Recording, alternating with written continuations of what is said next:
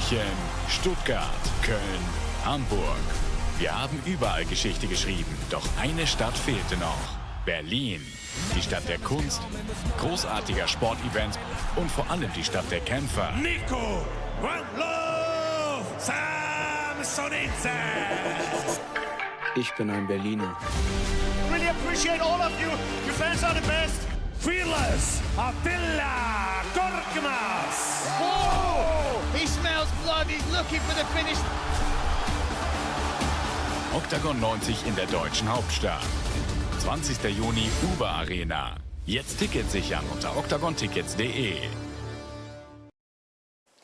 Hallo und herzlich willkommen, liebe Oktagon-Fans aus der Hauptstadt, aus Berlin. Ich stehe hier an der Spree. Mein Name ist Sebastian Hackel und es ist eine fantastische Atmosphäre vor Oktagon 90, vor unserer Hauptstadtpremiere. Zum allerersten Mal ist die größte Organisation in Europa in Berlin zu Gast.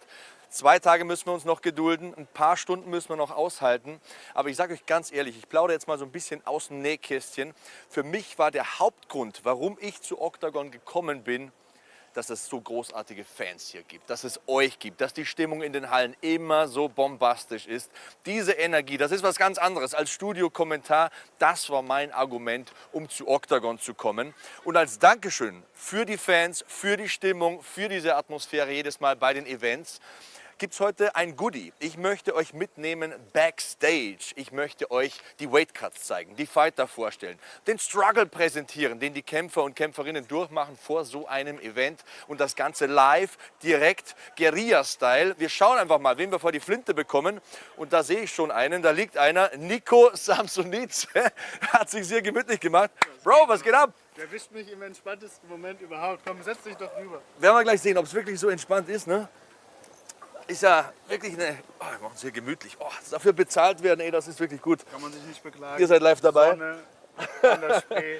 Aber jetzt mal ganz im Ernst. Du hast zuletzt eine Gewichtsklasse drunter, du gehst ja hoch, eine K.O.-Niederlage eingesteckt gegen Margot Machaev. Hängt das noch drin? Ist das noch da? Hast du das noch im Kopf oder ist das komplett ausradiert? Ich wurde viel gefragt. Ich glaube, es ist immer wichtig, halt sich sehr intensiv genau damit auseinanderzusetzen. Einmal technisch, aber auch mental. Und natürlich ist es, glaube ich, ganz normal, dass nach einer Niederlage man immer vielleicht mehr Druck verspürt auf eine gewisse Art und Weise. Aber ich kann ganz klaren Gewissens sagen, so, ey, ich habe mich so viel damit auseinandergesetzt, wie es nur sein muss und weiß, woran ich arbeiten muss. Wir sind jetzt im Leichtgewicht, neues Kapitel hat begonnen und umso mehr freue ich mich jetzt eben auf Samstag. Druck ist immer da, das Wort hast du auch benutzt, dann greife ich das auf. Hometown Hero, das ist so eine Floskel, aber es trifft absolut zu. Ne? Du lebst in Berlin, du bist ein Berliner Jung, du trittst jetzt an vor über 10.000 Leuten in deiner Heimat. Wie viel Druck ist da, was spürst du da? Druck ist immer so ein Ding, was, glaube ich, in unseren Köpfen sehr negativ ist. Aber ich glaube, wenn man es schafft, das als eine positive Energie umzuwandeln, also für mich ist es so, ich freue mich, dass so viele Friends von mir in der Über Arena am Start sind, dass so viele sich Tickets gekauft haben, dass dieser Support da ist. Das ist für mich nicht eine zusätzliche Belastung, sondern eher ein zusätzlicher Ansporn, eine extra Freude. Sehr, sehr cool. Ja, ist auch ein tolles Event. Über Arena ist eine großartige ist eine geile Arena. Location, ja. Richtig, richtig krass. Also vor 2 Jahren war ich mit WWE hier, 13.000 Leute, werde ich nie vergessen. Aber zurück zu dir. Weight Cut. Dieses Mal anstrengender als sonst? Ist es ähnlich? Also dieses Mal ist es auf jeden Fall die Vorbereitung dahin viel entspannter. Ich hatte wirklich früher, sonst bei Featherweight, immer die letzten 3 Wochen, ich musste mich zu jedem Training aufraffen, hinschleppen. Die Energie war eine ganz andere. Jetzt habe ich eine ganz andere Lebensfreude. Und ich muss trotzdem natürlich noch ein bisschen was machen. Da schenkt sich nicht so viel. Ich habe auf jeden Fall auch gut Muskeln aufgebaut. Aber einfach so bis dahin war jetzt der Weg wirklich viel entspannter. Natürlich habe ich Diät gemacht, ist keine Frage. Klar. Aber ja, also es ist wirklich sehr viel angenehmer. Wie viel Masse hast du aufgebaut? Ich kann es jetzt nicht genau in Kilos sagen, aber auf jeden Fall ein bisschen. Man merkt, ich fühle mich auch viel kräftiger. Das ist genau das Feedback, was ich auch bekomme von meinen Trainingspartnern. Cool. Und ich habe jetzt jetzt keine genaue Zahl. Dennis Frimpong, dein Gegner. ist er so einer, der Mindgames spielt. Ich sehe jeden Tag den Instagram-Feed und denke mir, wo nimmt er die Energie her? Wo nimmt er die Zeit dafür her? Der ist auch ein Riesenkerl, der muss cutten und es ist so fantastisch, das zu sehen. Der macht nichts anderes als kommentieren. Trash-Talk. Ja. Es ist immer nur Trash-Talk. Du bist ein ganz anderer Typ. Du bist ein BJJ Black Belt, Respekt, Disziplin und auf der anderen Seite der Trash-Talker, der Bad Boy. Wie wirkt das auf dich? Ist das ein bisschen drin im Kopf? Beschäftigt es dich? Wenn du abends einschläfst, denkst du an Dennis Frimpong? Also in diesem Sinne, an den Kampf natürlich? Also ich denke natürlich an den Kampf in dem Sinne. Natürlich sind es Mindgames, wie er, glaube ich, mit vielen versucht hat, da auf eine persönliche Ebene zu kommen, die Leute zu provozieren. Aber wir haben davor uns schon respektiert, gekannt und deswegen ist es ein lustiges Ping-Pong hin und her, ein bisschen sich gegenseitig provozieren, aber auf eine nette, humorvolle Art und Weise. Und ich sehe das eher als eine extra Motivation, aber ich lasse mir das nicht in den Kopf reingehen, weil keine Ahnung, am Ende geht es um den Sport und ich nehme da auch nichts persönlich. Er ist ein ausdauernder Kämpfer, ein zäher Kämpfer. Ist nicht unbedingt ein Typ mit One-Punch-Knockout-Power, aber sehr unangenehm. Groß, lang, marschiert die ganze Zeit, hat eine Hammerkondition. Wenn es ans Eingemachte geht, wenn der Kampf knapp wird, wenn es ums Überleben geht, was ist eine Emotion, was ist eine Motivation, die dich trägt in der schwierigen Phase vom Kampf? Für was kämpft Nico Samsonice? Für meine Familie, Friends, für mich selber. Gibt es ganz viele Faktoren, die mich motivieren, die mich antreiben. Ja, am Ende dieses Bild zu haben, die Arbeit, die ich da reingesteckt habe, dass die sich bezahlt macht, dass die Hand gehoben wird von mir. Und ja, das ist die Motivation im Kampf, aber genauso natürlich auch bei irgendwelchen schweren Trainingseinheiten. Kämpfst du auch für deine Werte? Ich meine, du stehst ja für, wie gesagt, Respekt, Disziplin, du bist immer freundlich, man hört nie ein böses Wort von dir. Ist das auch etwas, was du in diesem Kampf repräsentierst gegen den Trash-Talker, gegen den Bad Boy? Also im Kampf natürlich, du weißt ja, mein Nickname ist One Love, aber im Kampf ist da nicht so viel mit Liebe, aber natürlich davor und danach. Und das ist mir wirklich auch ganz wichtig, genau das auch zu zeigen, dass natürlich ist unser Sport immer noch mit diversen Stereotypen behaftet, aber ich glaube, es ist ganz wichtig zu zeigen, dass unser Sport so viel mehr ist und zum Beispiel auch eine gute Möglichkeit für Kinder und Jugendliche, eine gute Möglichkeit, um mit denen zu arbeiten, um Werte zu vermitteln und das ist genau das, was ich auch versuche nach außen zu tragen. Super humble wie immer. Ich liebe das total. Ich finde, du bist ein Kämpfer, der sowieso unterrepräsentiert ist, weil die Einstellung einfach genial ist. Gibt es trotzdem so einen Teil in deinem Herzen, der sagt, ich muss ihn ein bisschen demütigen, ich muss den auch ein bisschen demütig machen, ich muss ihm Respekt einflößen und ich muss ihm zeigen, dass man so nicht umspringen kann, wie er mit Leuten umspringen will? Vielleicht nicht auf der Ebene, aber ich glaube, wir alle als Kämpfer müssen irgendeine gewisse Form von, ich nenne es mal diplomatisch ausgedrückt, sportliche Aggression haben oder eine gewisse Verrücktheit, weil sonst würdest du da nicht reingehen. Und natürlich ist es auch anteilig bei mir, wenn ich im Kampf bin, 100%. Also so eine gesunde Aggression. Ja. Nimm mich mal mit, so 10 Minuten vor dem Kampf, wenn du da im Gang stehst, in den Katakomben, da muss es doch auch einen Punkt geben in dir drin, den du aufmachen kannst, wenn du diese Aggressivität, diese Aggressionen brauchst. Was setzt du da frei? Was geht in dir vor? Und wie verhinderst du, dass es dich übernimmt, dass du zu blind reingehst, zu aggressiv? Ich glaube, das ist ein wichtiger Punkt. Ich glaube, das ist echt so eine Sache von Erfahrung, ne? Womit man dann auch spielt, dass man lernt, nicht zu gechillt zu sein und auch zu, sag ich mal, überladen, zu aggressiv, zu gehypt. Und da habe ich dann halt verschiedene Tools und natürlich auch meine Coaches, die mich da so, sag ich mal, so ein bisschen dirigieren. Keine Ahnung, wenn ich zu gehypt wäre, dann eher so wieder ein bisschen entspanntere Musik hören. Aber natürlich, so ein gewisses Gehypt-Sein und loslegen wollen, nicht mehr abwarten können, ist, finde ich, auch extrem wichtig. Ist es auch Fluch und Segen, zu Hause zu kämpfen in Berlin? Weil es kann ja schon auch passieren, dass einen die Emotionen übermannen, wenn man diesen bedingungslosen Support hört, wenn man die Familie im Publikum sieht, dass einen das vielleicht ein bisschen zu emotional macht. Ich hatte das in meinen allerersten Kämpfen, ich glaube so der 3., 4. Profikampf, wo ich voll in meinem Kopf hatte, wo ich weiß, wer alles zu Besuch ist, so, und habe mir deswegen gesagt, ey, dieser Kampf darf nicht blutig werden, so muss es ausgehen. Die Mama schaut zu. Ja, so nach dem Motto. Okay. Und klar, die schaut jetzt auch zu, aber wenn ich da im Cage bin, dann kann ich alles ausblenden. Und das ist auch wichtig, weil am Ende geht es dann nur um mich und mein Gegenüber. Und es ist, glaube ich, ganz wichtig, da nicht gehemmt zu sein. Okay. Letzte Frage. Hast du noch eine Botschaft für deinen Gegner Dennis Frimpong? Auf Englisch? Gerne in die Kamera, gerne auf Englisch.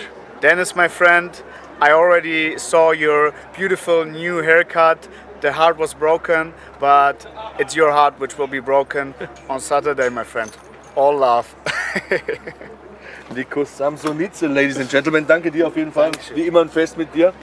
Was für eine Card morgen. Wir haben den Titelkampf im Schwergewicht, wir haben den Titelkampf im Leichtgewicht, wir haben überhaupt wahnsinnige Bewegung in der Leichtgewichtsdivision. Wir haben 5 Kämpfe in dieser Gewichtsklasse. Alina Dallaslan kehrt zurück. Wir haben Niklas Stolze gegen Tyrone Pfeiffer. Wir haben Samsonice gegen Frimpong. Ich sage euch ganz ehrlich, kommt vorbei. Ich glaube, 1 oder 2% der Tickets sind noch zu haben. Für mich wird es die Card des Jahres. Jetzt denkt der eine oder die andere vielleicht, ja, das sagt er, um das Ding zu hypen. Nee, ich meine das wirklich. Das hat Potenzial, die Card des Jahres zu werden. Wir gehen zurück ins Hotel jetzt. Wir gehen hier an der Bar vorbei. Hier war ein Foodtruck, da haben wir vorher was zu essen geholt. Das ist das Fighter Hotel. Und da schauen wir mal, wen wir hier noch haben. Ich glaube, da drüben haben wir einen Herrn, der euch vielleicht interessieren wird. Dennis Frimpong. Ich schaue mal, ob ich ihn bekomme. Sebastian Hackel. My man, how are you? Are you good? You got a couple minutes from me. Yeah, of course. Always. Just interviewed your opponent for tomorrow. My victim. Your victim. Yeah, That's my an interesting take. For Saturday. Exactly. We have 2 days. So I can't hardly wait. You know, you might realize it. I have goosebumps right now. For me, it's the card of the year. What's your take on that? On the card? Like the card is the card of the year. Absolutely sick. Obviously, luckily, no pullouts other than that little Polish bitch. I don't know if people know, but I got offered him as well, and he refused me. So yeah, I'm glad that they found a new opponent for Attila, and yeah. It's interesting dynamic tomorrow, the day after tomorrow. It's on Saturday. I'm saying it again. Hometown hero versus the bad guy. You're obviously the bad guy here in Germany. You're fighting on enemy territory, not in your home soil. Do you embrace that role? I mean, it's a hometown hero versus a hometown villain. You know what I mean? Yeah. I'm Joker versus Batman. Yeah, I'm almost as German as he is. You know what I mean? True. At There this are some point. fans that love you. By fans, by blood. I mean, I can show you my ancestry right now if you want. That's interesting. I'm 25% German, 27% actually, but 27%. yeah. Okay. You know, but yeah, that's all besides the point. The point is, I'm gonna smoke him, regardless of all the fans in the arena. Like, that's all fun. It's nice. It's good to walk out to the fans. It's good to hear the boos, the cheers, all of that. At the end of the day, it's gonna be me and him locked in the cage, and then the referee. No one else. So they can't help him, and they can't help me, really. Trash talk is always something that you use. Do you use it as a weapon? Do you use it on purpose, or does it just come out with Dennis Frimpong? It's multifaceted. So, like, obviously, even in my gym, you know, my gym culture is quite like, we all slag each other off. You know, we all banter with each other. My country, we all slag each other off. Growing up through school, all your mates would slag each other off. I probably say worse things to my friends than I have to any of my opponents. I don't even want to know. Yeah, you know what I mean? But yeah, it just comes naturally, and yeah, it does. I think it gets in the opponents' heads, it sells the fights, it makes everything a bit more interesting for everybody, for the fans, for me, you know, because it's just like, we're gonna fight anyway, so why not have a bit of fun with it, you know what I mean? Was his silence, I mean, he was very cool the last few weeks, and I saw you guys a bunch in Berlin for the media day today. Yeah. Was his silence a bit frustrating? I mean, he's not really been silent. I feel like out of all my opponents in Oktagon, he's probably given me the most sort of feedback to work with, you know? He's like, I make a meme, he makes a meme. He makes a video, I make a video, you know what I mean? So it's been good. It's been good back and forth. Like, obviously the last couple of weeks, we've both kind of settled down a little bit, tunnel visioned a bit, and then this week a little bit more, ramp it up. But obviously now we're low on carbs, we're not going to go too hard, but we've got the press conference tomorrow, and I'm ready for that. I'm excited for that. That's a good segue. I mean, you're a big guy for this weight class, for this division. You must be cutting a ton of weight.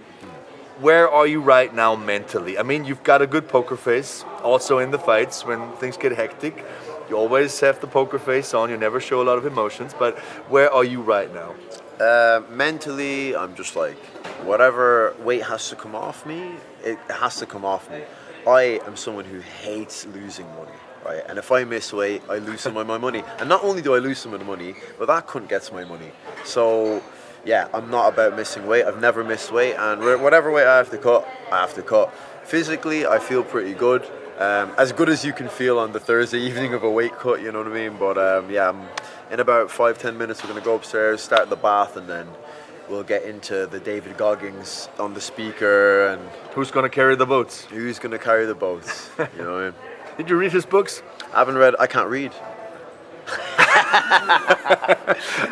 I read all of them. I'm not on a Floyd Mayweather one, but no, I haven't read I his can books. recommend them. I can really recommend Might them. have to. But in all honesty, let me in your head. When you're cutting these last few pounds, you're sitting in the sauna, you're taking the baths and stuff. Where is your headspace at? What goes through your mind? There's a lot of silence, and you're alone with yourself. As strange as this may sound, but that's the fighter's life, you know. Yeah, I mean, you can ask my coach, mate. When I'm in the wraps and I'm in the bath, bro, I'm still chatting shit. I'm still banter. Yeah, I'll be like towards the end of the weight cut. I'm almost on weight. You know, it should be dark. It should be silent, but I'm still going. I'm still just like. Yeah, like we're fucking arguing about whether Ronda Rousey or Floyd Mayweather would win in a street fight. Or like That's interesting. Who would win? I think Ronda Rousey. Ronda Rousey gonna throw him on his head? I think concrete, judo throw, street fight. Cover the distance and throw him? Done. Okay. Done. And she's a big girl. Yeah. Don't get hit, Ronda. Yeah. Don't get hit. Yeah, that's it. What does happen in the cage? It's not gonna be a street fight. It's gonna be Dennis Frimpong versus another opponent, a new opponent, an opponent who's changing weight classes. What's going to happen inside of the cage? Well, like you said, you're right. It's not a street fight. I've been in enough of those to be very comfortable in an MMA fight where, at very worst, I get knocked out. That's like worst case scenario. I get knocked out. Referee jumps in, he stops the fight, and then that's it. You know, where the implications are a lot heavier in a street fight. You don't know who's going to jump in. You don't know who's going to pull something out. You don't know who's going to bottle you in the back of the head. So yeah, it's my mindset going in. I'm going in there to have fun. I'm going to have fun with the walkout. I'm going to have fun in the fight, and I'm going to send Nico to the hospital. So. What's the deal with the haircut? I realized that there's a broken heart. A broken heart, yeah, because I'm going to break Nico's heart tomorrow. Okay. One love will not shine again. One love will sleep again. Okay. So I was thinking it gave me Shawn Michaels vibes, you know. Listen, you know, the Heartbreak Kid. I might have to finish him with a little super kick, you know what I mean? Sweet chin music. Sweet chin music. Okay. But obviously I just decided to have a bit of fun with it. It was something that we made a joke about today, about the Drake heart, and then I said, yeah, I should get it broken, and then yeah, here we are, you know. Shout out Crispy Cousins for the trim, did a really good job, and yeah. How are you going to break him? Can you let me in on the game plan? Everyone knows my game plan. Like I'm gonna be durable, be tough. I'm gonna do the same thing that I do to him. To every opponent, I'm gonna walk him down. You know, he's probably gonna hit me with a few shots. He might even land a little takedown. I'm gonna get back up, make him tired, and I know that my cardio is elite of the elite. Like, you know, very few people in this sport can match my cardio, and I'm just gonna put a pace on him, and then he's gonna start to wilt. When the fight stops going his way, I think he knows when he's beaten. He knows how to lose. I think when he starts losing, he loses. Okay. He doesn't really know how to pull the fight back. And I don't know whether that's maybe a Georgian thing or, you know, but I can imagine, I visualize him looking very similar to Ilia Topuria did on Monday. Against Justin Gaethje? Yeah. So just marching forward, breaking him, and then capitalize on it? I'm not going to march forward. I'm going to move forward technically. I'm going to break the rhythm. I'm going to fill the space, and I'm then going to fill his face in. Is Gaethje kind of the blueprint for that? Because I think he fought very smart. He got into deep waters in the second round, but kept the jab going, kept the jab pumping, and then put the pace on him. I don't emulate myself on any other fighter. I am Dennis the Menace Frimpong. I take bits and bobs from other fighters, you know, bit of inspiration, but I don't try to emulate anyone else's style, because Justin Gaethje is Justin Gaethje. I'm never going to fight like Justin Gaethje. Yeah, I'm going to fight like me, and that's the only way that I know how to fight. So, Okay. Yeah. So, last words for your opponent from you? Nico, be ready, because I'm coming for you Saturday. Make sure you make weight, because I'm going to make weight, and then we'll have fun. Ihr habt es gehört, Dennis the Menace Frimpong, 27% Deutsch. Sehr genaue Angabe. Auf jeden Fall einer von uns, der da morgen gewinnen wird. Wir gehen hier mal hart links und schauen nach da, wer da so rumsitzt. Schauen wir mal, wen wir noch treffen. Ihr seht hier das Fighter Hotel. Ah, das ist Gökhan Aksu. Wie geht's dir, mein Lieber? Danke, bestens. Du, lass uns ein bisschen über deinen Kampf plaudern. Du hast eine Titelchance in Berlin. Hier gibt es eine große türkische Community. Freust du dich auf die Leute? Auf jeden Fall, auf jeden Fall. In Berlin gibt es eine riesen türkische Community und die werden morgen lautstark hier in der Arena die Arena mal zu beben bringen, bin ich mir sicher. Samstag, das wird ein großer Tag für Samstag. dich. Ja, aber ich habe es vorher auch gesagt. Auch morgen beim Public Weigh-In werden die auch einige dabei sein, denke ich. Du kommst mit brutalem Rückenwind. Du hast eine 6er-Siegesserie. Ist dieses Selbstvertrauen vielleicht auch gefährlich, weil man schon so lange nicht mehr verloren hat? Oder sagst du, nee, morgen kommt einfach die 7 dazu, koste es, was es wolle? Nein, natürlich arbeite ich immer wieder hart darauf an, dass ich mir den nächsten Sieg hole. Also Selbstvertrauen gehört natürlich dazu, aber ich sage jetzt nicht, dass ich mir den locker hole. Ich arbeite jedes Mal wieder, als wäre das mein allerwichtigster Kampf und gehe Vollgas in das Trainingscamp und versuche so gut es geht in den sicheren Schritt zu gehen, also in der Kampfvorbereitung, also nicht auf die lockere Schulter. Ich habe gestern meine Statistikzettel fertig gemacht für den Samstagabend. Ja. 11 K.O.s, 3 Submissions bei dir, ne? Du hast noch nie über Punkte gewonnen. Eigentlich können die Punktrichter pinkeln gehen, wenn du kämpfst. Ja, können die. Und können Pause machen, ne? Ich hoffe, dass es so weitergeht. Aber irgendwann kommt ja dieser Kampf, wo es mal an die Punktzettel geht, wo es über die Runden geht. Bist du dafür bereit, eine Decision vielleicht auch zu holen, wenn der Knockout nicht kommt, wenn die Submission nicht kommt? Auf jeden Fall, wir bereiten uns ja dementsprechend auch vor, dass ich jetzt auch die Champions Rounds auch mitmache. Also dementsprechend haben wir auch die Intensität auch in der Kampfvorbereitung auch gesteigert, dass wir auch, wenn es über die Runden geht, dass wir die volle Rundenzahl auch von Null auf Vollgas geben können. Championship Rounds, das ist auch sowas. Du kämpfst gegen einen mehrfachen Titelträger. Er war der Erste im Leichtgewicht, der ist der Aktuelle im Leichtgewicht. Hast du dir das ein paar Mal im Kopf durchspekuliert, falls es in eine 4. Runde geht, in eine 5. Runde geht, was da passieren könnte? Oder passiert das überhaupt? Oder bist du so selbstbewusst, dass du sagst, nee, wird nicht passieren? Ich glaube an mich. Ich glaube auch, dass ich das Tempo gut auch anhalten kann und durchziehen kann, auch wenn es über die Runden geht. Und wie gesagt, ich bin bereit für eine 5-Runden-Schlacht auch. Für euch da draußen auch super interessant, das zu sehen. Du bist jetzt 48 Stunden vor dem Kampf, einen Tag vor der Waage. Wie viel Gewicht hast du schon gemacht? Also wie viele Kilos sind runter? Also 2 Kilo, 2,5 Kilo sind schon runter und ein paar müssen noch runter. Du willst nicht genau verraten, wie viele es sind wahrscheinlich. Ja, ne? nicht viel, ja. Ja? Das geht gut. Weightcut wird auf jeden Fall hinhauen. Genau, der klassische Ablauf, wie wir kennen, also natürlich nicht der Lieblingsablauf von vielen Kämpfern, aber da muss man durch, aber das kriegen wir schon hin. Wie ist das für dich? Ich meine, normalerweise sind es Kämpfe, wo man Pfund Toleranz hat. Jetzt musst du Championship Weight bringen. Du musst auf den Punkt dieses Gewicht machen. Ist das auch eine Form von Druck für dich oder ist das total egal? Nein, ist mir eigentlich egal. Beim letzten Mal habe ich eigentlich das Gewicht auch eigentlich gebracht gehabt, was als ein Champion bringen muss. Und ich glaube, das kriege ich hin. Und das ist eine Einstellungssache, aber natürlich keine leichte, aber das kriegen wir hin. Was geht dir durch den Kopf? Ich meine, man sitzt in der Sauna, vielleicht ist noch ein Coach dabei oder ein Trainingspartner, aber man ist ja relativ alleine und du musst das Gewicht bringen. Das kann keiner für dich machen. Wenn es dunkel wird, wenn es leise ist, wenn es unangenehm wird, was geht da durch deinen Kopf und was ist vielleicht auch so eine Motivation, wo du sagst, daraus ziehe ich Kraft? Ja, also man entwässert den Körper, man holt das maximal aus dem Körper raus. Es ist nicht einfach. Aber mentale Stärke gehört wirklich dazu, dass man wirklich eiskalt bleibt, ruhig bleibt und auch ein gutes, starkes Team um sich hat. Das ist alles ein bisschen, obwohl man schwarz-weiß sieht, das ist alles ein bisschen lockerer machen und gemeinsam den Ablauf macht und das geht dann schon. Also hartnäckig bleiben. Auf jeden Fall, auf jeden Fall. In Berlin über 10.000 Leute, du kommst da rein, viele Türken werden da sein, werden laut sein für dich.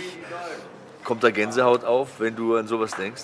Ja, auf jeden Fall. Ich habe jetzt auch dreimal fast schon um mein Hause gekämpft in München. Und da war auch schon eine riesige Community von uns da. Die haben auch eine riesige Stimmung gemacht. Und hier in Berlin fühle ich mich auch wieder zu Hause. Und da bin ich mir sicher, das wird das Doppelte sein. Das ist sehr, sehr cool. Taktik ist was mich interessiert. Also als Kommentator seit über 15 Jahren ist das immer so für mich die interessanteste Komponente. Du bist jemand, du hast einen unfassbaren Bums. Du hast keine Angst, durchs Feuer zu gehen. Er ist aber sehr vielseitig. Er kann grappeln, er kann ringen, er hat einen guten Jab, er hat Legkicks. Wie sieht die Taktik aus gegen so einen kompletten Fighter? Man kennt mich ja unter einem Striker, aber ich bin eigentlich viel mehr als draus. Ich finish die Kämpfe, man hat von mir jetzt mal nicht so viel gesehen. Ich baller gerne im Striking, auch ich gehe auch ins Feuer, wie du sagst. Er ist physisch stark, er versucht auch einen guten Druck aufzubauen, aber mit all dem kann ich gut umgehen. Ich kann auch mit ihm, wenn es ist, auch ringen, und ich würde mich auch auf den Bodenkampf verlagern, trauen. Also ich ziehe mich von nichts zurück, aber in erster Linie habe ich natürlich Bock, dass man im Stand-up auch fetzt. Was denkst du, was er bringen wird? Wie wird seine Taktik aussehen? Ja, natürlich wird er kämpft. Sein Stil wird er aufdringen versuchen, natürlich indem er mir den Druck aufbauen versucht, mich vielleicht im Cageband kontrolliert oder vielleicht auch am Boden neutralisiert.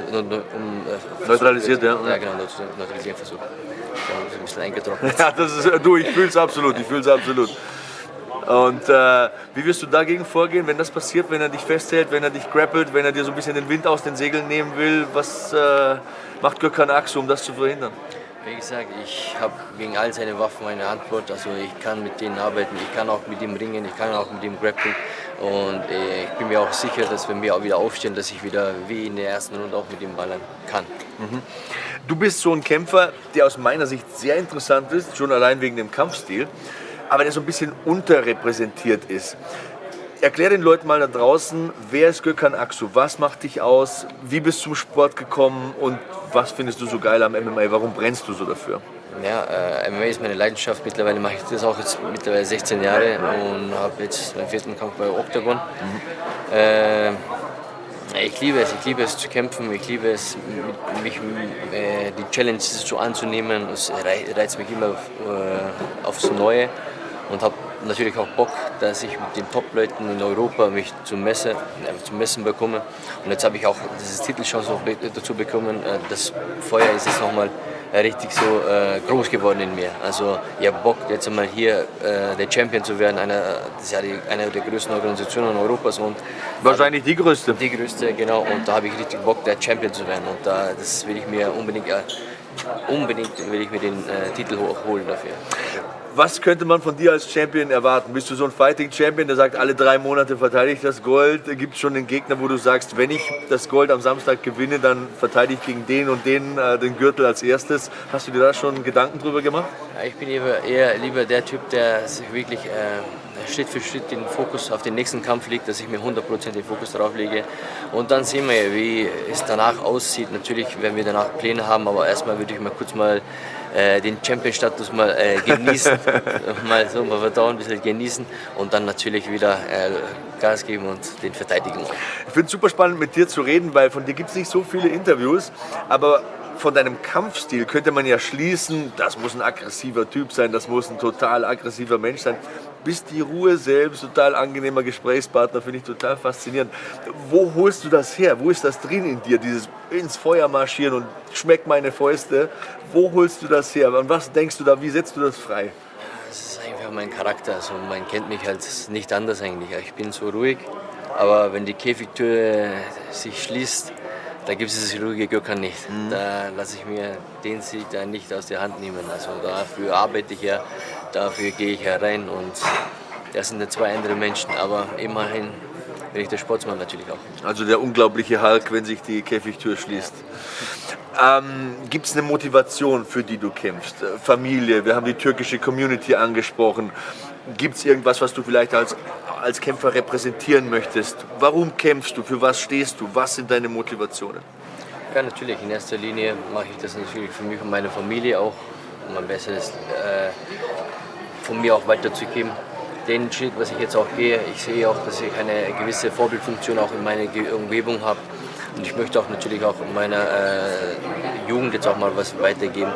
Ich habe auch bis jetzt, bis vor 3 Kämpfen habe ich auch gearbeitet. Das heißt, bis vor 3 Kämpfen. Bis vor letztes Jahr habe ich noch fast 15 Jahre parallel einen Vollzeitjob auch nebenbei gehabt. Was hast du gemacht? Ich war LKW-Fahrer. LKW, oh, auch hart, ne, mit Training? Genau. Habe das alles voll durchgezogen und bin dadurch auch erfolgreich geworden. Und habe auch einige Schlachten abgeliefert. Und damit kann ich auch zeigen, auch wirklich meinem Umfeld auch, dass alles auch möglich ist, auch wenn man jetzt mal arbeitet und ein bisschen auf die Komfortzone verzichtet und ein bisschen sein Hintern bewegt, dass auch alles möglich und alles machbar ist. Sehr geile Worte, kann ich nur unterstreichen. Wir lassen dir deine Ruhe, du musst noch ein bisschen Gewicht machen, aber ich möchte noch eins von dir direkt in die Kamera, und zwar möchte ich ein paar Fighting Words an deinen Gegner Mateusz Ligierski. Ja. Ligierski, ich hoffe, du bist genauso gut vorbereitet wie ich, weil morgen ist der Tag, wo ich dich entkronen werde. Morgen ist mein Tag, wo ich mich, so Gott will, zum Champion machen werde. Gökhanaksu. Vielen Dank, hat Spaß gemacht. Danke für die Zeit. Leute, was für ein cooler Typ. Wir gehen weiter, mal Richtung Aufzug. Schauen wir mal, wen könnte man hier denn noch abgreifen? Wir haben schon einige hier die Lobby verlassen, aber vielleicht können wir ja mal nach oben fahren. Und ein bisschen was essen wäre auch nicht schlecht, aber lass mal lieber. Das interessiert euch nicht. Vielleicht ja, ein Stockwerk höher hier. Außer wir finden noch jemanden in der Lobby. Hinterlasst gerne auch ein paar Kommentare, ne? Ein paar Likes, lasst ein bisschen Liebe da. Und ich mache mich hier weiter auf die Suche nach Kämpfern und Kämpferinnen. Wird wirklich eine wahnsinnige Card. Also der Leichtgewichtstitel, Ligierski und Aksu, das wird ein Banger. Titel im Schwergewicht steht auf dem Spiel. Will Fleury muss sein Gold verteidigen gegen Kasim Aras. Und ich fahre jetzt mal einen Stock nach oben.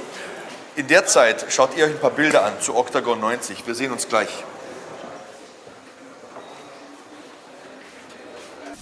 Double Champion Will Fleury. Er bringt ein Maß an Talent und Stil mit, das nur selten seinesgleichen findet. Jeden Gegner, den er im Oktagon herausforderte, hat er bezwungen. Mit einer beeindruckenden Bilanz von 16 Siegen und dem Streben nach dem 3. Titel hebt er seinen nächsten Kampf auf ein legendäres Niveau, das sich nur wenige überhaupt vorstellen können. Doch diesmal ist es der Ire selbst, der auf seine unbeantwortete Herausforderung reagieren muss. I'm gonna fucking retire you. You go home and have as many kebabs as you want. Kasim Aras. Der deutsche Schwergewichtsmeister wird seine vernichtenden Waffen entfesseln, um sich einen Platz unter den Legenden zu sichern. Und das ist noch nicht alles. Berlins eigener Patriot Nico Samsonidze gegen den irischen Showman Dennis Frimpong. Ein gewaltiger Stilclash, der die Halle garantiert zum Ausrasten bringt. Oktagon 90. Am 20. Juni in der Berliner Über-Arena. Tickets auf oktagontickets.de. So, raus aus dem Aufzug, und ich habe gerade jemanden beackert und bearbeitet und der hat mir die Zimmernummer von Will Fleury verraten. Leute, wir müssen hier rüber, glaube ich. Ich sage euch jetzt nicht die Zimmernummer, ne? Sonst belagert ihr den Mann vor seinem wichtigen Titelkampf gegen Kasim Aras. Die Schwergewichtskrone steht auf dem Spiel. Fleury ist ja der Double Champion, die Pound for Pound Number One bei Oktagon. Also der hat wirklich sein Vermächtnis zementiert. Vor kurzem hat er mir auch noch verraten, er möchte auch noch Mittelgewichtschampion werden. Am liebsten würde er Christoph Jotko herausfordern. Die beiden haben ja schon bei der PFL gegeneinander gekämpft mit einem sehr unzufriedenstellenden Resultat am Ende. Wer weiß, vielleicht schreibt er ja nochmal Geschichte, unser Will, und wird dann Triple Champion. Aber das ist noch Zukunftsmusik. Zuerst muss er eine richtig krasse Aufgabe bewältigen. In der Über-Arena am Samstagabend bei Oktagon 90. Da muss er seinen Titel verteidigen gegen Kasim Aras, einen explosiven, druckvollen Ringer und den Hometown Hero, den Lokalmatador. Der wird Berlin hinter sich haben, der wird die deutschen Fans in seinem Rücken stehen haben. Und das sind natürlich alles Dinge, über die ich mit Will Fleury sprechen möchte. Ich glaube, da vorne ist sein Zimmer. Hoffentlich ist er da. Es wäre jetzt natürlich peinlich, ne, wenn ich hier durchs ganze Hotel laufe und dann bekommen wir Will Fleury nicht. Aber vielleicht kann man ihn ja... wir schauen mal. Wir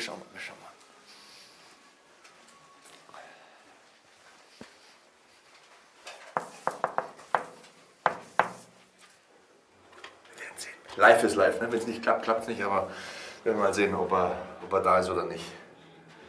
Hoffe, ihr habt Spaß. Oh, there he is, Mr. Will Fleury, the double champ. You good? How are you? You got a couple minutes? Yeah, come on. Guys, come in. The champ's room. I could have eaten dinner in front of you. That would have been beautiful. Anyway, So where are we sitting? Where are we sitting? I don't know, where the fuck.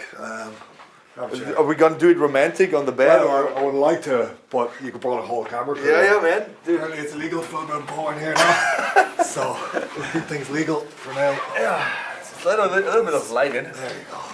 Man, how is it in Berlin? How are the Germans treating you? Good. No, I love Berlin. Yeah? Honestly, it's my favorite city here. Took a little stroll today? Or you walked I've been around a few times. I was here, I did a seminar, or I did a week's training down in Luana last year in September. And my flight out was from Berlin. So I came here a day early and I spent the day just walking around the city. So that was like last September. And I was blown away by Berlin because I didn't think it would be as nice as it is, and I didn't think it would be as like hipster as it is. It is. Very hippie. Like, it's cool. I like the vibe, but it kind of feels like New York in Europe, if you get me.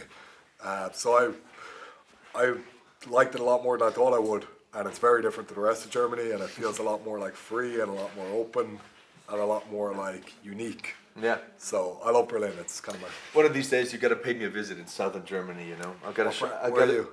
I'm on the southeast of Germany, like Lower Bavaria. Okay. Yeah, we got some So I was in Munich last year. Yeah? I thought I'd really like Munich, and I wasn't a big fan. But where I live, it's not Munich. Okay. It's the dirty south, you know. So I'm gonna Okay, show you around. Munich was like too perfect for me. It was like too like, oh, this is beautiful. Everything is beautiful. It's all designer brands. It's like, just feels fake or something. Yeah. Let's see. We're going. Because I've been around. Like I've traveled all over in the last like couple of months. I was at Dresden, Leipzig, fucking Magdeburg, Hanover, Hamburg, Freiburg, even a couple of other random places as well. So I've seen a good bit of Germany in the last year. I know you like Germany, but let's get down to the nitty gritty. There will be a lot of hostility. You know, you're the outsider. You're the foreigner. You're the guy with the gold, and the German guy wants to have the gold. What do you make of this situation? Is it motivating? Is it disturbing? Is it somewhere in between? Honestly, it doesn't matter at all to me. Like, look, you're saying I'm the outsider, but I think there's a good few people in Germany who appreciate good fighting and who like the buzz of like, wow, this guy's something special, this guy's something a bit unique. So as much as like, okay, guys are going to support their own. So if I'm fighting a German fighter, obviously they're going to support the German guy. I understand that. But I know that there's a fan base here that appreciates the talent that I have, and that are like, fuck me, Fleury's damn good. Honestly, like, look, when I fought in Prague, everyone booed me. You know, when I walked out for Carlos, it was, you know, literally 99.9% boos. And at the end of that night, everyone was clapping because it was like, wow, that guy can really fight. If it's a hostile thing here, cool, great. I don't mind. As long as you bring the energy, as long as you're passionate about what you're supporting, watch me fight. That's all I really want. Does that make you proud, turning a whole crowd around? Yeah, that's a cool feeling. But look, it's a weird thing, honestly. Like, I'm too old to give a shit whether or not you like me or hate me, as long as you're showing up. So, like, I didn't get into this to be liked by anybody else. I got into this to like who I am. And to me, that's, why else would you do this? And that's why I don't get other guys who are like, doing it for the sake of perception. And obviously I want to have a good career. I need people to know that I'm fighting and that, you know, it's a big thing, and that I have like people who want to come to see me fight. But if you hate me, if you think I'm the biggest dickhead, whatever, cool. I don't care. Okay. I'm okay with me, like, because I know who I am and I know what I'm trying to achieve. So like, you know, as long as they're there and as long as they're willing to watch me fight, I don't give a fuck whether you like me or hate me. That sounds very confident, and it is. Is there a line between confidence and arrogance? Yeah, possibly. And like, oh, look, you know, this fight, actually, it's crazy. I only realized this week. This 20th of June is 6 years since my last loss. So I lost on the 20th of June in Kastrop-Rüxel in Germany. In the middle of COVID, I fought a Polish guy, Maciej Krzyzanski, and that is the last fight I lost. Full circle moment, huh? A little bit, yeah. And now fighting in the capital in the main event, it's cool. It's very, like, it's a bizarre situation. But one of the things was I was so confident going into that fight because I was training throughout COVID. I was like, I'm on this 100%, and I was going in and we were doing like illegal sparring because it was in the middle of COVID. Everybody did? Yeah. But I went into that fight thinking, well, I'm going to mince this guy. You know, every Polish guy I've ever sparred, I've killed, and like, he was a better fighter than me that night. I can't deny it. The guy was just better.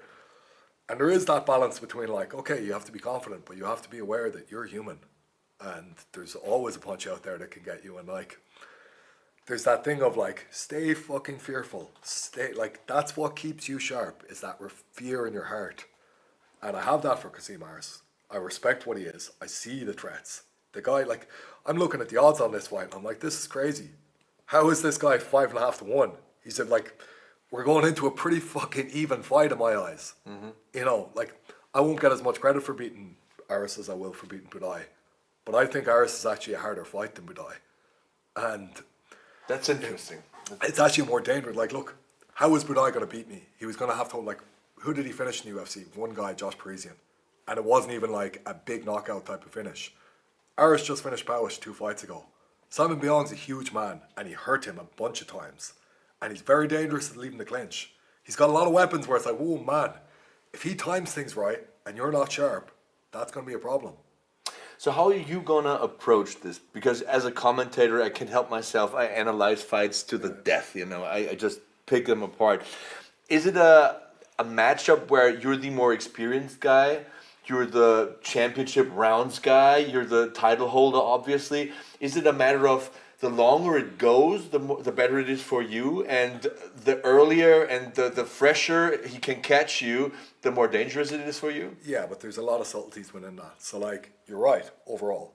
Like, I think he's too explosive to maintain that explosion. And if you look at him, he likes to take little breaks in the middle of the round. I know that you get what I mean. Yeah, but on the whole, that could be within this period, because if you look at how explosive he is, you can only go for 10, 12 seconds at that pace. And now you've got to have that little, Catch your breath it's like moment. you've just finished a 100-meter sprint. You're going to need a couple of seconds, man. That's when I'm coming at you. That's my window to fuck you. So, like, there's windows within those first couple of minutes. So weather the storm and then strike? A little bit. Yeah. But, like, it depends. Like, I'm going to tease, I'm going to play, I'm going to touch, and we'll see what comes. Like, if he reacts, great, now we've got our fight. And that could happen a minute in, that could happen 7 or 8 minutes in. And it's on me to stay focused and stay patient during that time. So, like, you don't switch off. You never let that go. It's like, as soon as it moves, go. Now we're sprinting. It's like, you're sprinting, I'm sprinting, let's go. I can sprint for longer than you can. And I'm going to be there. I'm a 500-meter runner. You're a 200-meter runner, mate. You know what I mean? That's my attitude towards it all. And it's like, I've obviously been looking at specific things that he's going to do within that period of time. But it's kind of like, have your weapons ready, but be focused on what's the first thing that's coming. Because if that catches, if that lands, now we're in a whole fucking world of trouble. And he can create that. That's the threat. Like, that's why I see this as a more dangerous fight than Budai. With Budai, it was like, you're going to get it done. Like, it's not going to be over in 2 seconds. You know, so you're going to have time to think and work your way out of a bad situation. If it happens here, if a bad situation happens, this could all be over. It's like, oh, fuck. And the whole Will Fleury buzz is gone. You know what I mean? Like, so it's very like, there's a threat. And let that threat keep you sharp. What are you most afraid of when you think of him? What is the biggest threat he poses to you? A straight knockout, like I said, look, he's a fucking 115 kilo heavy or whatever he is, 112 kilo heavyweight. Ball of muscle. Yeah, and he's massive upper body and he swings fast. So if you're not focused and that triple shot lands, it's over, mate. You don't get a second chance. You're staring at the fucking ceiling. So that's the biggest threat, like, and it's a real threat. Now, at heavyweight, man, it only takes one shot.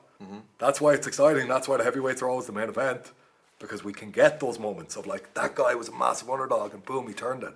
One punch can change everything. Exactly. But my fucking, like, look, this is the thing. I'm a professional, yeah? I've had more than 3 months to prepare for this guy. So my job is to go, I know what that threat is. I know how I'm going to deal with that threat and watch what I'm going to do after that threat comes. Are you not afraid of the wrestling? A little, but like, look, wrestling doesn't end the fight straight away.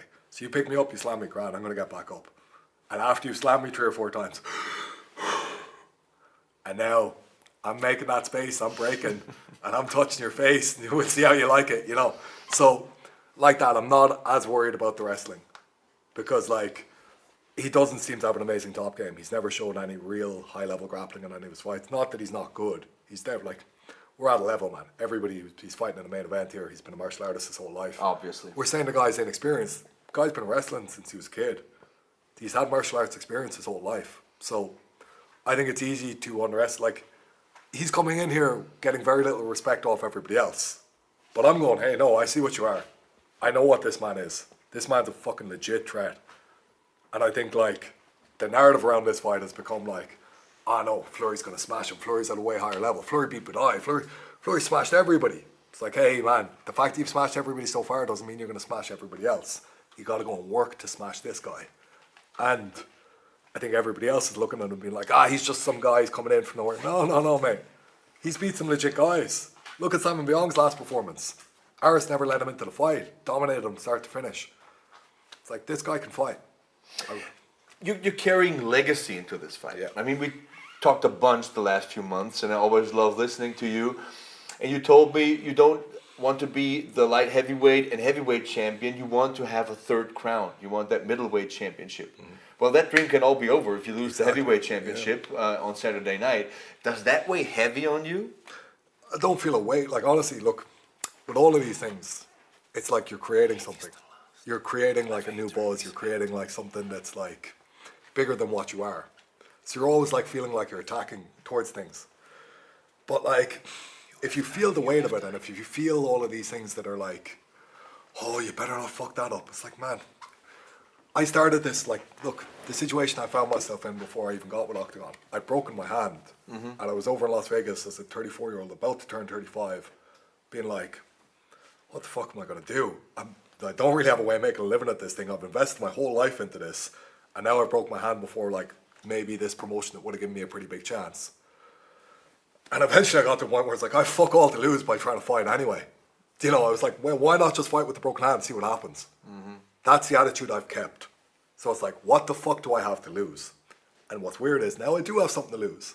But I'm trying to approach this like, mate, fuck you, it's a scrap. I've got nothing to lose. And that's a way more powerful feeling than going, oh, if I lose this, the middleweight belt's gone, all these chances are gone. Here, do you know what, mate? It's a fucking scrap. We're going to go in there and fight. And I love fight. Like, I genuinely, this is the thing, and I feel quite lucky in a way. Whatever way my brain is wired, I genuinely enjoy scrapping with people. You know, so when I get in that arena, I love the buzz of it. Mm-hmm. When I'm walking out, I'm alive. I'm truly me in those moments. And I don't think many guys actually love that. And I've kind of formed this way that I do. So I'm really excited to get in and scrap on Saturday. But there could be huge consequences. And if you're not aware of those consequences, and if you're not a little bit afraid, I don't know if afraid is the right word, but like... Well, perhaps. Yeah, like fear, like, you know... The right kind of afraid. Yeah, there's a fear in my heart of like, I don't want to lose all of this that I've created. So like, I think that fear is important because it keeps you sharp. And I'm excited to go and like show, hey, no, you know what, I did the work over the years. I did the work for you, specifically, Aris, and I'm going to be the guy who gets in here and smashes you. So... there's a fear, but it's an excitement as well, you know? Interesting. You've had such a long and illustrious career. What has been the biggest sacrifice so far? That nothing feels like sacrifice. Honestly, people... Nothing? Is it like broken hands, broken bones, everything? Okay, but like, they're the consequences of this life. So you know what you're getting yourself into? To a degree, all right. But like... you say sacrifice, but it's like those are just shit things that happened along the journey. But it's a nice description. But like, they've made me who I am, and I'm ultimately proud of who I am.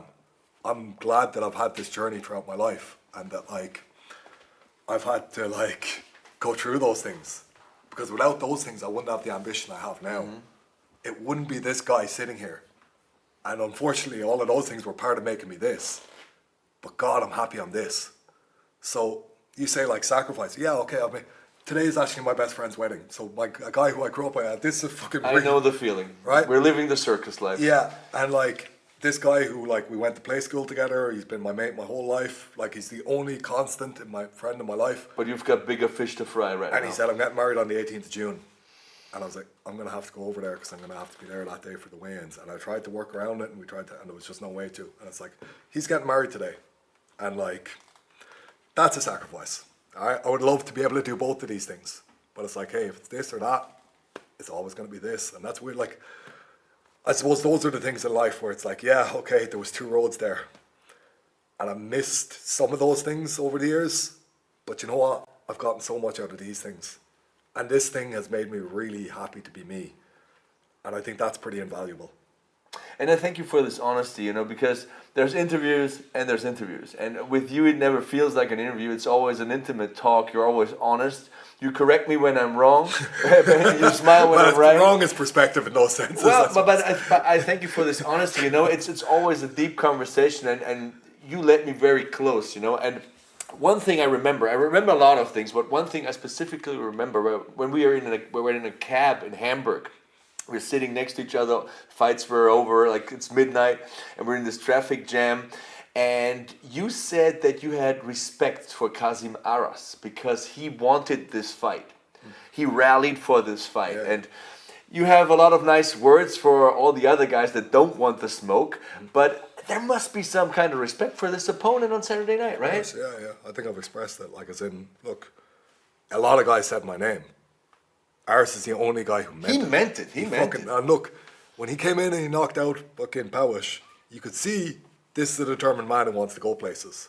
And then the way he fought against Beyond, it was no joke. It was like, okay, that guy is very determined to make something happen with his life. I know the position he's in because I was fucking there not long ago. And I know what that creates in you. It's a relentless ambition in your soul to come in and go, fuck you, I'm the man. I know what I am. I've been working my whole life to be this guy. You might like... Before I fought Carlos and they were all like, oh, some shit talking Irish guy. And now everyone's like, oh, Fleury's the man. Aras wants to be that man. It's like, okay, mate, guess what? I was that guy not that long ago. I remember what it is to be that guy.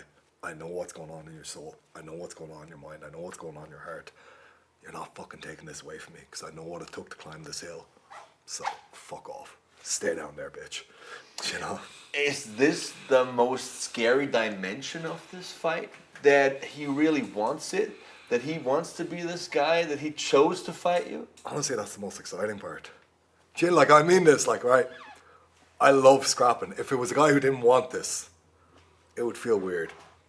So, like, part of you is like, this guy's not going to go away, is he? I'm going to have to beat the fuck out of him to get him to go. You know, I've got to make this vicious. I've got to knock him clean out. It's got to be, like, really intense. And it's going to be. He's not going to quit. You know, if I let him stay conscious, he's coming back. It's like the Carlos fight, you know. Terminator. The Terminator. I feel like Aras is going to be a version of that. And it's like, okay, I'm ready for that. And that's exciting. It's fear, but it's excitement. Mm-hmm. It's like, okay, cool. But like, I wouldn't want the guy who wasn't that. Like, if it was a choice between this and some guy who was like, oh, I'll give it my best, you know, I'll try, we'll see. If that man quits on himself, it feels like a hollow victory for me. Like, Tanev is the toughest man I ever fought, and it's the victory I'm most proud of. If Aras is that man, if the man he think I is, I'm going to be damn proud of that victory. Mm-hmm. And the pride that I have in my soul is something that nobody else might appreciate, but I will. I'll know what I did, and I'll be damn proud of me. 2 questions left. One, you mention him every time, Tanev. I think you have a lot of respect for him. Yeah. Do you think that we haven't seen his prime yet?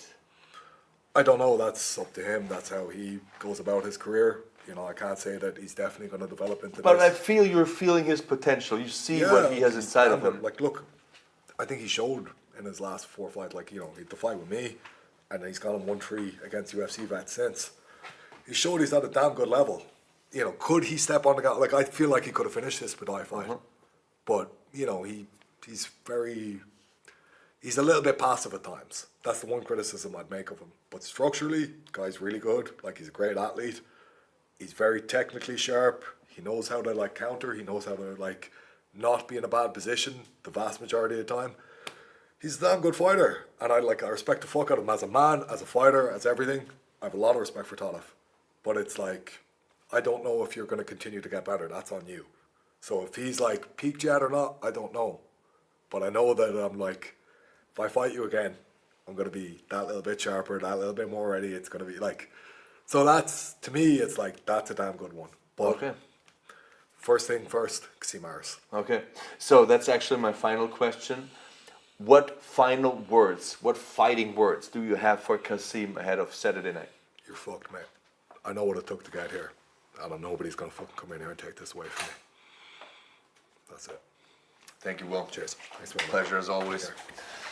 Gänsehaut. Der Champion ist ready vor der Schlacht am Samstagabend. Die Schwergewichtskrone steht auf dem Spiel. Der Heavyweight-Title von Oktagon bei Oktagon 90. Ich glaube, es sind nur noch wenige Tickets verfügbar. Kommt vorbei, Über Arena. Da ist die Sache dann am Rollen am Samstag. Ich kann es kaum erwarten, ich sag's euch. Bye, Will. Und der Champ, wie immer, eine Klasse für sich. Einfach unglaublich cool, mit ihm zu reden. Immer ehrlich, immer emotional. Schenkt dir reinen Wein ein. Korrigiert dir, wenn die Frage nicht gut ist. Freut sich, wenn du eine gute Frage stellst. Also es ist irgendwie, wenn man mit einem Kumpel übers Kämpfen spricht, über MMA spricht. Der Typ ist einfach Bombe. Also ich liebe ihn, ich liebe seinen Kampfstil. Tut mir fast ein bisschen leid, wenn er von vielen deutschen Fans ausgebuht wird am Samstag. Aber ich glaube, jeder kann respektieren, was für ein großartiger Kämpfer das ist. So Leute, ich glaube, so viele Leute werden wir hier nicht mehr vor die Kamera bekommen. Die Gänge sind leer, die Fighter und Kämpferinnen, sie machen Gewicht, sitzen in der Sauna, schwitzen, hauen die letzten Pfunde runter. Vorhin habe ich auch ein bisschen so Pratze gehört im Hintergrund, also da wird auch noch trainiert. Da wollen wir jetzt die Leute nicht stören. Vielleicht läuft uns noch irgendjemand über den Weg. Mal sehen, vielleicht kann man noch jemanden bekommen, aber ich werde auf jeden Fall noch ein bisschen durchs Hotel streifen. Danke euch auf jeden Fall schon fürs Dabeisein. Es ist immer eine Freude, hier für Oktagon aktiv zu sein. Und lest dann später auch die Kommentare, die ihr hinterlasst. Morgen gibt es noch die Waage. Am Samstag ist dann Showtag. Und das wird dann Oktagon 90 sein. Ich sage schon mal, good fight, good night. Und wir hören uns morgen oder dann bei Oktagon 90 in Berlin am Samstagabend. Über Arena, über 10.000 Leute. Das wird richtig krass. Bis denn. Oktagon 90 wird in Berlin stattfinden. Zum ersten Mal kommen wir in die Hauptstadt. Am 20.06. um genau zu sein, in die über Arena.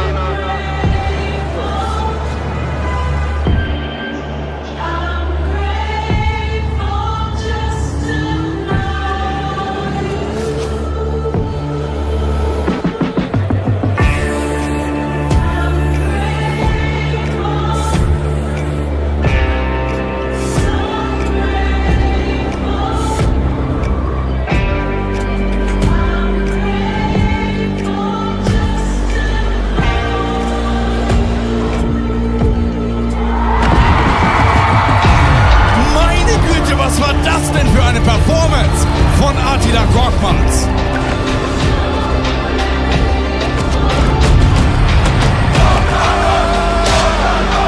Was für ein Finish von Berliner Daraslan!